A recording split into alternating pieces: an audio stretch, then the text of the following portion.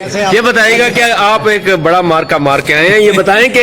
مذاکرات کیسے ہوئے ہیں، کیا ہوئے ہیں، اور اب یہ جو تحریک لبیک پاکستان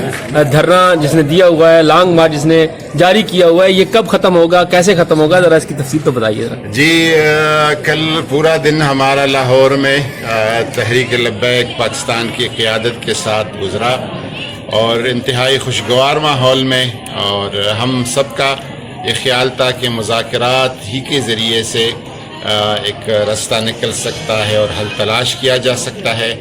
الحمدللہ ہمارے مذاکرات ایک مثبت رخ کی طرف جا رہے ہیں۔ اچھا یہ بتائیے گا کہ یہ بھی بات آئی سامنے کہ تحریک لبیک سے پابندی ہٹائی جا رہی ہے، اور اس کے علاوہ سعد رضوی کو رہائی کے حوالے سے بھی کچھ باتیں طے ہوئی ہیں، اس حوالے سے ذرا بتائیے۔ یہ ان کے مطالبات ہیں، اور ہم نے چونکہ پرائم منسٹر صاحب بھی پاکستان سے باہر ہیں اور کل تک انشاءاللہ بخیر و عافیت واپس پہنچ جائیں گے، تو کچھ چیزیں ایسی ہیں جو کہ پرائم منسٹر صاحب کے ساتھ اس پہ مشاورت کی ضرورت ہے، کچھ چیزیں ایسی ہیں جو کہ کورٹس اور عدالتوں میں اس کا تعلق ہے، کچھ چیزیں ایسی ہیں جو وزارت قانون سے متعلقہ ہے، تو ہم نے ان کو کہا کہ 2-3 دن میں